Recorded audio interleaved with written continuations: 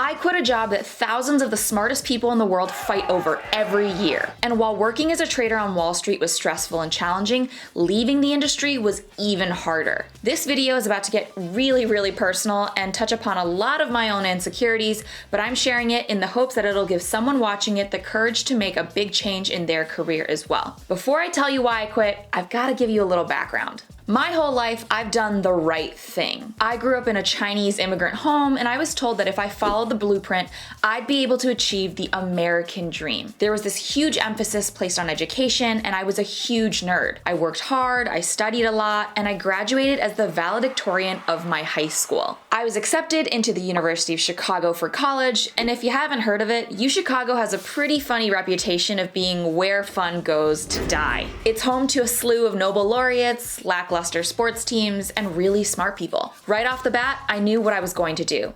As most Asian parents do, they recommended for me to go down one of three paths. I could either study law, medicine, or engineering, but I wanted to study economics. I wanted to learn what UChicago was known for and change the world.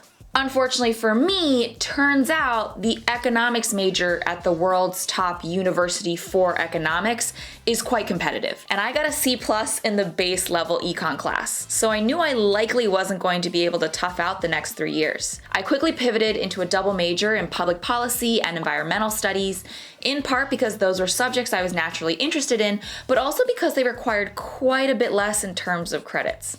Oops. Around junior year, I started to think about what I wanted to be when I grew up, and I honestly had no idea. I just knew I wanted to make money, have a cool job I could brag about, and I didn't want to ask my parents for anything. I wanted to live in the big city, and a lot of my friends were going through Wall Street recruiting at the time, and I hopped on the bandwagon. Yes, I literally decided what job I wanted just because everyone else was doing it. Fast forward, I get an internship at JP Morgan on the equities desk in New York City. And fast forward again, that internship turns into a full-time offer after graduation. Woohoo, yay me! I move to New York, spend my entire life savings on an apartment deposit, and I kick off my career. My work was fast-paced, intense, and I constantly felt on edge. But secretly, I really loved it. I had hit the jackpot, with my first 2 managers sitting between a kind, patient man with 2 daughters and the only other Asian woman on the desk. I was surrounded by mentors who wanted to teach me and support my career. Not only were my 2 direct managers helping me to build my career, but even their bosses were in support. I couldn't feel luckier.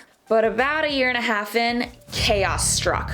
There was a huge management change. The head of our desk got fired, the upper management brought in a brand new desk head, yes, the big boss. Instead of being the JP Morgan team I interned and grew alongside, it suddenly felt like I had been transplanted to an entirely new office. This legacy Goldman Sachs trader pushed out half of the JP Morgan team and brought in a bunch of his own guys. The Goldman Sachs transplants completely shifted the collaborative nature on our desk, and I was taken from my 2 managers, who I adored, and given to a new hire to be his junior. All of a sudden, I went from being the new star talent to someone who couldn't do anything right. He at one point called me stupid and even said I was too girly to do the job. But I finally lost it when I wore a long cardigan to work one day, and he bowed at me and he said, "Is that a kimono?" Not only was he a terrible boss, but I knew he wasn't going to have my best interests at heart. I had to leave. At the end of the day, I left my fancy Wall Street job for 3 main reasons: people, pay, and personal life. 1. People. I originally had 2 managers whom I adored. While they were stern and unafraid to let me have it when I'd make trading mistakes, they were fair and treated me with respect. But when the head of my desk got let go and I ended up getting reassigned to a new manager, I knew I no longer had advocates at work. Not only was my new manager making racist and sexist jokes on the desk, but more importantly, for my career, I no longer had someone in the important decision-making rooms pounding the table to make sure I was getting paid and promoted. I didn't see a future for myself in an environment where I wasn't set up to succeed. 2.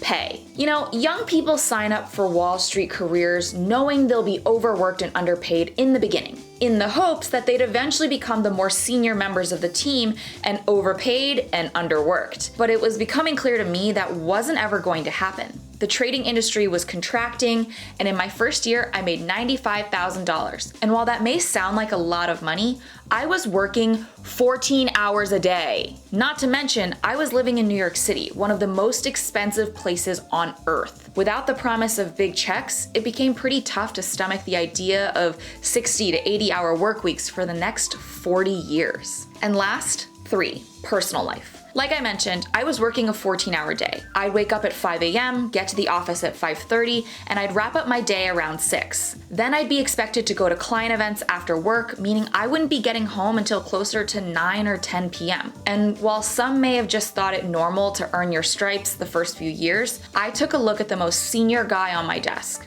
He was working 6:45 a.m. and leaving at 5:30 p.m. This made me really reevaluate my life and ask myself, do I still want to be working a 12-hour day at age 50?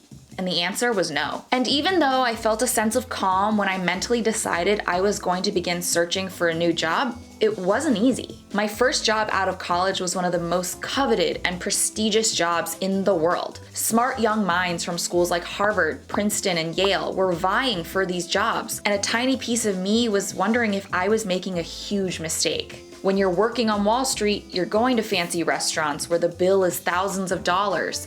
People are wearing designer clothes and getting exclusive invites to concerts and sporting events. And it really does feel like you're living in an episode of Industry. Many people, including myself, really bought into that glamour. Your friends, your family, and society is telling you, you've made it. So it feels really odd to walk away. Not to mention the massive fight I got into my parents over my quitting. But don't worry, this story does have a happy ending. After my job on Wall Street, I was able to find a new job in the media and tech space, and going into digital media strategy sales ended up being the absolute best decision for my career at the time. I went from making $95,000 a year to making $625,000. Even better, while at that job, I began to create content online to help other people be better with their money. I took my personal finance knowledge and expertise in the financial markets, and I was able to blend it with my social media savvy. On January 2021, I started Your Rich BFF, and since then, we've gained 2.1 million followers on TikTok, 1 million followers on Instagram, and hundreds of thousands more across other platforms. I now get to wake up every day and do what I love: help teach people how to be good with their own money. Thank you for watching this video. If you're thinking about changing your job or your life in a meaningful way, I hope this video gives you hope and confidence that you don't always have to go the established route. We all get to carve our own paths in life. If you're curious as to why I quit my $625,000 a year job and when I knew it made sense, make sure to like, comment, and subscribe and follow along on this journey. We'll be releasing that video in the coming weeks. See you guys.